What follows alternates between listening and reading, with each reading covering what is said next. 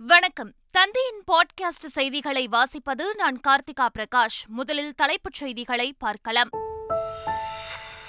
பல்லடம் படுகொலை சம்பவத்தில் ஒருவர் கைது. முக்கிய குற்றவாளியான வெங்கடேசனை நெருங்கியது தனிப்படை போலீஸ்.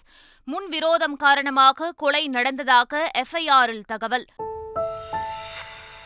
உதயநிதி தலையை கொண்டு வந்தால் 10 கோடி ரூபாய் தருவதாக கூறிய உத்தரப்பிரதேச சாமியாருக்கு அமைச்சர் உதயநிதி ஸ்டாலின் பதிலடி. என் தலைக்கு எதற்கு 10 கோடி ரூபாய்? ஒரு சீப்பு தந்தால் நானே என் தலையை சீவிக்கொள்வேன் என பேச்சு. ஒரே நாடு ஒரே தேர்தல் தொடர்பாக எந்த அதிகாரப்பூர்வமான தகவலும் இந்திய தேர்தல் ஆணையத்திடம் இருந்து வரவில்லை. தமிழக தேர்தல் ஆணையம் விளக்கம். ஏணியாயிருந்து மாணவர்களின் உயர்வுக்கு வழிவகுக்கும் ஆசிரியர்கள். ஆசிரியர் தினமான இன்று நல்லாசிரியர்களுக்கு விருது வழங்கி கௌரவிப்பு. வடகொரிய அதிபர் கிம் ரஷ்ய அதிபர் புட்டினை நேரில் சந்திக்க உள்ளதாக தகவல். ரஷ்யாவுக்கு வடகொரியா ஆயுதங்கள் வழங்க இருப்பதாக சர்வதேச ஊடகங்கள் செய்தி வெளியீடு.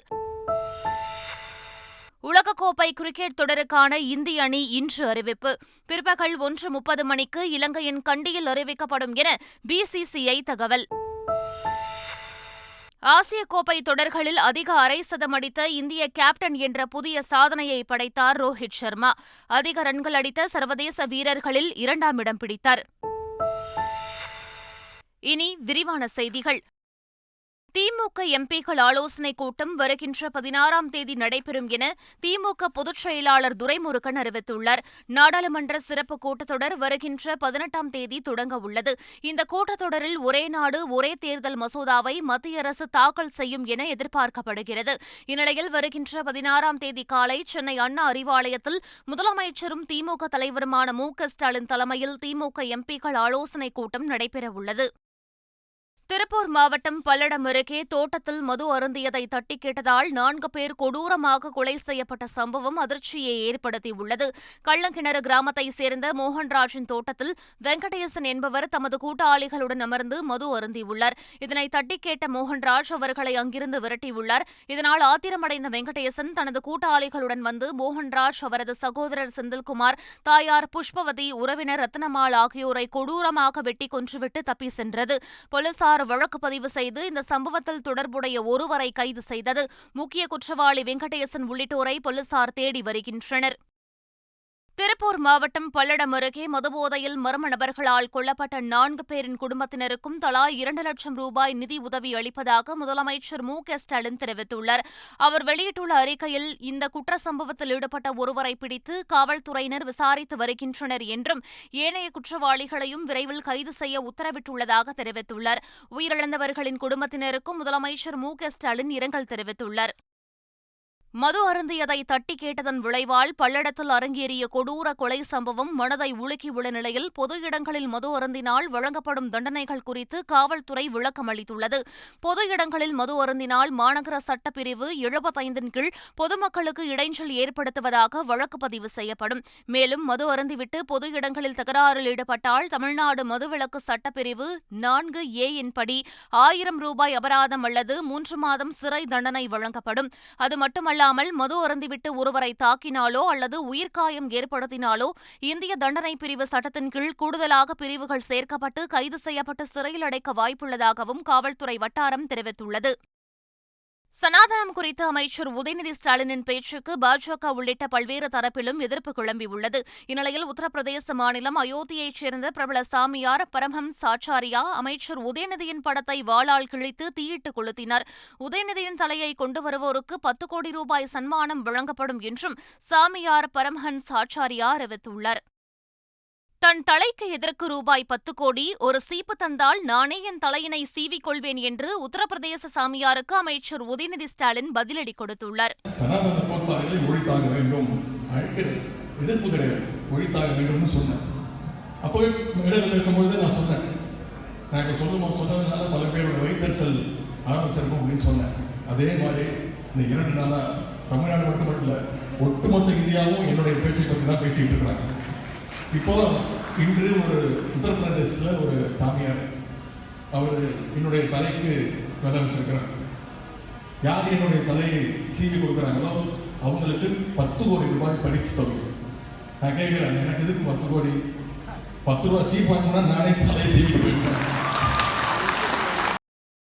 சனாதனம் குறித்து நான் திரும்ப திரும்ப பேசுவேன் என்று அமைச்சர் உதயநிதி ஸ்டாலின் தெரிவித்துள்ளார். நிலையானது மாற்ற முடியாதது என்பதுதான் சனாதனம் என்றும், சனாதனத்தில் பெண்கள் அடிமையாக வைக்கப்பட்டிருந்ததாகவும் அவர் கூறினார். கணவன் இறந்தால் பெண்கள் வெளியே வரக்கூடாது என பல்வேறு கட்டுப்பாடுகள் விதிக்கப்பட்டதாகவும், திராவிட மாடல் ஆட்சியில் பெண்களுக்கு விடுதலை கிடைத்துள்ளதாகவும் அவர் கூறினார். இந்தியா சனாதனத்தின் படி இயங்குகிறது என்ற ஆளுநரின் பேச்சுக்கு பதில் அளிக்கும் வகையில்தான் அமைச்சர் உதயநிதி ஸ்டாலின் சனாதனம் குறித்து பேசியிருக்கிறார் என்று சபாநாயகர் அப்பாவு தெரிவித்துள்ளார். நெல்லையில் செய்தியாளர்களிடம் பேசிய அவர், சனாதனம் ஒரு குறிப்பிட்ட பிரிவினருக்கு மட்டுமே ஆதரவானது என்றும், எல்லோருக்கும் எல்லாம் என்ற சமூக நீதி அரசு அதனை ஏற்காது என்றும் அவர் குறிப்பிட்டார். சனாதனம் குறித்து அமைச்சர் உதயநிதி ஸ்டாலின் தவறான வாதத்தை முன்வைக்கவில்லை என்று தமிழக காங்கிரஸ் தலைவர் கே. அழகிரி தெரிவித்துள்ளார். நெல்லையில் செய்தியாளர்களிடம் பேசிய அவர், சனாதனம் குறித்து பெரியார், அண்ணா, கருணாநிதி ஆகியோர் பேசிய கருத்தைதான் உதயநிதியும் பேசினார் என கூறினார். திமுகவின் சனாதனம் தர்மம் குறித்த பேச்சுக்கு இந்தியா கூட்டணி மன்னிப்பு கேட்கவில்லை என்றால் அவர்களே தேசம் மன்னிக்காது என்று பாதுகாப்புத்துறை அமைச்சர் ராஜ்நாத் சிங் தெரிவித்துள்ளார். ராஜஸ்தான் மாநிலத்தில் நடைபெற்ற பாஜக பொதுக்கூட்டத்தில் கலந்து கொண்டு பேசிய ராஜ்நாத் சிங், திமுக அமைச்சர் உதயநிதி ஸ்டாலினின் பேச்சுக்கு காங்கிரஸ் தலைவர்கள் மல்லிகார்ஜுன கார்கே, சோனியா காந்தி, ராகுல் காந்தி ஆகியோர் மௌனம் காப்பது ஏன் என்று கேள்வி எழுப்பினர். இந்தியா கூட்டணி மன்னிப்பு கேட்கவில்லை எனில் தேசம் அவர்களை மன்னிக்காது என்றும் அவர் கூறினார். வாக்கு வங்கிக்காக மதத்தை பயன்படுத்தும் ஒரே கட்சி பாஜக என்பது ஊரறிந்த விஷயம் என்று அமைச்சர் மனோ தங்கராஜ் பகிரங்கமாக குற்றம் சாட்டியுள்ளார். மதத்தை பயன்படுத்தக்கூடிய ஒரே கட்சி, உலகறிந்த கட்சி பிஜேபி. நாங்கள் சமூக நீதி, எங்கள் கொள்கை எவ்வளோ ஸ்ட்ராங்கான வலுவான கொள்கை. அது நாங்கள் எதுக்கு வேற எதையும் பயன்படுத்தணும்? ஒன்றும் பயன்படுத்தல. விநாயகர் சிலைகளை நீர்நிலைகளில் கரைப்பதற்கான வழிமுறைகளை தமிழக அரசு வெளியிட்டுள்ளது. விநாயகர் சதுர்த்தி விழாவினை கொண்டாடும்போது களிமண் மற்றும் சுற்றுச்சூழலை பாதிக்காத மூலப்பொருட்களால் மட்டுமே செய்யப்பட்ட விநாயகர் சிலைகளை நீர்நிலைகளில் கரைக்க அனுமதிக்கப்படுவதாக அரசு வெளியிட்டுள்ள அறிக்கையில் தெரிவிக்கப்பட்டுள்ளது. ஒருமுறை பயன்படுத்தும் பிளாஸ்டிக் மற்றும் தெர்மாகோல் பொருட்களை பயன்படுத்த அனுமதிக்கப்படாது என்றும், நீர்நிலைகள் மாசுபடுவதை தடுக்கும் பொருட்டு வைக்கோல் போன்ற சுற்றுச்சூழலுக்கு உகந்த பொருட்கள் மட்டுமே சிலைகளை தயாரிக்க அல்லது அலங்கரிக்க பயன்படுத்த வேண்டும் என்றும் தெரிவிக்கப்பட்டுள்ளது.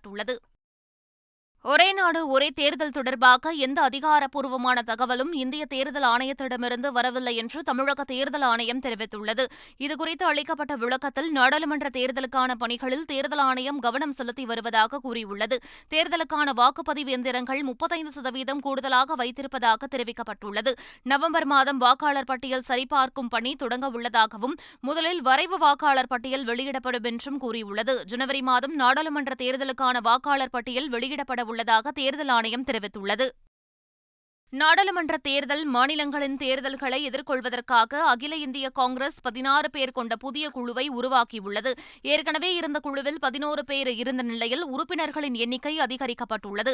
இதில் காங்கிரஸ் தேசிய தலைவர் மல்லிகார்ஜுன கார்கே, சோனியா காந்தி, ராகுல் காந்தி உள்ளிட்டோர் இடம்பெற்றுள்ளனர். மேலும் கே. ஆண்டனி, வீரப்ப மொய்லி, கிரிஜா வியாஸ், ஜனார்தன திவேதி, முகுல் வாஷ்னிக், மோசினா கித்வாய் ஆகியோர் புதிதாக சேர்க்கப்பட்டுள்ளனர். இந்த குழு வேட்பாளர் பட்டியலை விவாதித்து முடிவெடுக்கும் என தெரிவிக்கப்பட்டுள்ளது. 2023 ஆண்டுக்கான தேசிய நல்லாசிரியர் விருதுகளை குடியரசுத் தலைவர் திரௌபதி முர்மு இன்று வழங்கவுள்ளார். டெல்லியில் உள்ள விஞ்ஞான் பவனில் நடைபெறும் நிகழ்ச்சியில் நாடு முழுவதிலும் இருந்து தேர்ந்தெடுக்கப்பட்ட 75 ஆசிரியர்களுக்கு விருதுகள் வழங்கப்பட உள்ளன. இவர்களில் அலங்காநல்லூர் அரசு ஆண்கள் மேல்நிலைப் பள்ளி ஆசிரியர் காட்வின் வேதநாயகம் ராஜ்குமாரும், தென்காசி மாவட்டம் வீரகேரளம்புத்தூர் அரசு மேல்நிலைப் பள்ளி ஆசிரியர் மாலத்தியும் தேர்வு செய்யப்பட்டுள்ளனர். நல்லாசிரியர் விருதுக்கு தேர்ந்தெடுக்கப்பட்ட ஆசிரியர்களுடன் பிரதமர் நரேந்திர மோடி கலந்துரையாடினார். விருது பெறப்போகும் ஆசிரியர்களுக்கு வாழ்த்துக்களை தெரிவித்த பிரதமர் மோடி, இளைஞர்களை திறமையாக்கி எதிர்காலத்தை தயார்படுத்துவதன் முக்கியத்துவம் குறித்து பேசினார். மேலும் உள்ளூர் வரலாறு மற்றும் கலாச்சாரத்தை பற்றி மாணவர்கள் அறிய ஊக்குவிக்குமாறும் பிரதமர் நரேந்திர மோடி கேட்டுக் கொண்டார்.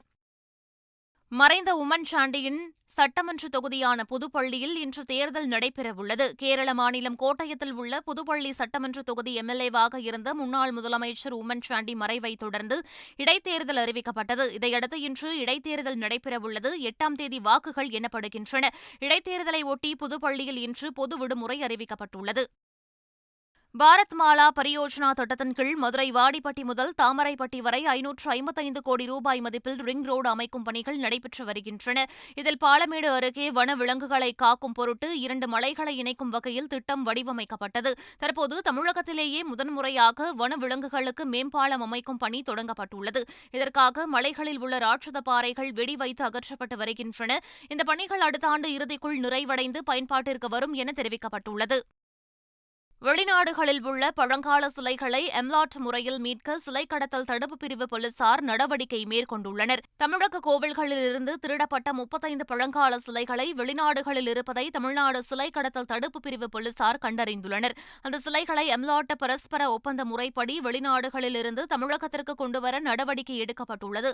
சிறப்பு அதிரடி தனிப்படை மூலம் சிங்கப்பூரில் உள்ள சோமா சுந்தர், நடன சம்பந்தர், கருடன் உள்ளிட்ட 16 பழங்கால சிலைகள், அமெரிக்காவில் 8 சிலைகள், ஆஸ்திரேலியா 7 சிலைகள், ஜெர்மனியில் 2 பழங்கால சிலைகளை இந்தியாவுக்கு கொண்டு வருவதற்கான முயற்சிகள் மேற்கொள்ளப்பட்டுள்ளன.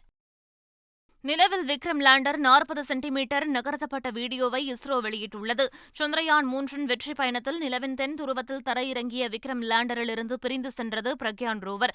விக்ரம் லேண்டரை நிலவில் தாவ வைக்க முடியுமா என முயற்சி மேற்கொள்ளப்பட்ட நிலையில் எதிர்பார்த்தபடி 40 சென்டிமீட்டர் தன்னைத்தானே உயர்த்தி 30 முதல் 40 சென்டிமீட்டர் தூரத்தில் தாவி சென்றது. இந்த சோதனையின் மூலம் எதிர்காலத்தில் மனிதர்களை நிலவுக்கு அனுப்பும் நம்பிக்கை மேலும் அதிகரித்துள்ளதாக இஸ்ரோ தெரிவித்துள்ளது. வடகொரிய அதிபர் கிம் ஜாங் உன் ரஷ்ய அதிபர் விளாடிமிர் புட்டினை சந்திக்க உள்ளதாக தகவல்கள் வெளியாகியுள்ளன. யுக்ரைன் ரஷ்யா போர் நீடித்து வரும் நிலையில் ரஷ்யாவுக்கு ஆயுதங்கள் வழங்குவதற்காக இந்த சந்திப்பு நடைபெறவுள்ளதாக நியூயார்க் டைம்ஸ் பத்திரிகை செய்தி வெளியிட்டுள்ளது. கிம் ஜாங் உன் பியாங்யாங்கில் இருந்து கவச ரயிலில் ரஷ்யாவின் பசிபிக் கடற்கரை பகுதியான விளாடிவோஸ்டாக் வரை பயணம் செய்வார் என்றும் அங்கு ரஷ்ய அதிபரை சந்திப்பார் என்றும் அந்த செய்தியில் கூறப்பட்டுள்ளது. ஜெயிலர் படத்தின் வெற்றியை அடுத்து இசையமைப்பாளர் அனிருத்துக்கு படத்தின் தயாரிப்பாளர் கலாநிதி மாறன் கார் பரிசளித்துள்ளார். ரஜினிகாந்த் நடிப்பில் வெளியான ஜெயிலர் திரைப்படம் அமோக வெற்றி பெற்றது. இதனையடுத்து படத்தின் தயாரிப்பாளர் கலாநிதி மாறன் ரஜினிகாந்திற்கும் இயக்குநர் நெல்சனுக்கும் கார் பரிசளித்தார். இந்நிலையில் படத்தின் வெற்றிக்கு காரணமாக இருந்தவர்களில் ஒருவரான அனிருத்துக்கு பரிசு வழங்கப்படவில்லை என சமூக வலைதளங்களில் மீம்ஸ்கள் பரவின. இந்நிலையில் அனிருத்துக்கு கலாநிதி மாறன் போர்ஷே காரை பரிசளித்துள்ளார். திரைப்பட காமெடி நடிகர் யோகி பாபு புதுச்சேரி முதலமைச்சர் ரெங்கசாமியை மரியாதை நிமித்தமாக சந்தித்து பேசினார். புதுச்சேரி ஆரியாங்குப்பம் பகுதியில் கோவில் கும்பாபிஷேகத்தில் பங்கேற்ற நடிகர் யோகி பாபு புதுச்சேரி முதலமைச்சர் ரெங்கசாமியை சட்டசபையில் உள்ள அவரது அலுவலகத்தில் சந்தித்து சால்வை அணிவித்து வாழ்த்து பெற்றார். அப்போது நடிகர் யோகி பாபு நடித்து வரும் திரைப்படங்கள் குறித்து முதலமைச்சர் ரெங்கசாமி கேட்டறிந்தார். இன்று நடைபெறவுள்ள ஆசிய கோப்பை கிரிக்கெட் போட்டியில் ஆப்கானிஸ்தான் அணியும் இலங்கை அணியும் மோதவுள்ளன. பாகிஸ்தான் நாட்டின் லாகூரில் நடைபெறும் இந்த போட்டியானது இந்திய நேரப்படி மதியம் 2:30 மணிக்கு நடைபெறவுள்ளது. இதில் வெற்றி பெறவுள்ள அணி சூப்பர் 4 சுற்றுக்கு தகுதி பெறும். ஏற்கனவே குரூப் ஏவில் இடம்பெற்றுள்ள இந்தியா மற்றும் பாகிஸ்தான் அணிகள் குரூப் 4 சுற்றுக்கு தகுதி பெற்றுள்ளது குறிப்பிடத்தக்கது. பாஜக எம்பியும் முன்னாள் இந்திய கிரிக்கெட் வீரருமான கம்பீர் ரசிகர்களை நோக்கி சர்ச்சைக்குரிய வகையில் சைகை காட்டியது அதிர்ச்சியை ஏற்படுத்தியுள்ளது. ஆசிய கோப்பை கிரிக்கெட் தொடரில் முன்னாள் இந்திய கிரிக்கெட் வீரரும் பாஜக எம்பியுமான கௌதம் கம்பீர் வர்ணனையாளராக செயல்பட்டு வருகிறார். இந்நிலையில் மைதானத்தில் இருந்த ரசிகர்கள் அவரை நோக்கி கோலி கோலி என கோஷமிட்டுள்ளனர். அப்போது கம்பீர் ரசிகர்களை நோக்கி சர்ச்சைக்குரிய வகையில் சைகை காட்டியுள்ளார். இது பெரும் சர்ச்சையை ஏற்படுத்தியுள்ளது. சர்ச்சைக்குரிய சைகை தொடர்பாக விளக்கம் அளித்துள்ள கம்பீர் சமூக வலைதளங்களில் காட்டப்படுவது உண்மையல்ல என தெரிவித்துள்ளார். மைதானத்தில் இருந்த பாகிஸ்தான் ரசிகர்கள் இந்தியாவிற்கு எதிராகவும் காஷ்மீர் குறித்தும் பேசினார்கள் என தெரிவித்துள்ள கம்பீர் நாட்டுக்கு எதிராக பேசப்படுவதை கேட்டுக்கொண்டு தன்னால் அமைதியாக இருக்க முடியாது என்றும் அதனால் அப்படி எதிர்வினை ஆற்றினேன் என்றும் கூறியுள்ளார். ஆசிய கோப்பை கிரிக்கெட் தொடரின் லீக் போட்டியில் நேபாளம் அணியை வீழ்த்தி 10 விக்கெட்டுகள் வித்தியாசத்தில் இந்திய அணி அபார வெற்றி பெற்றது.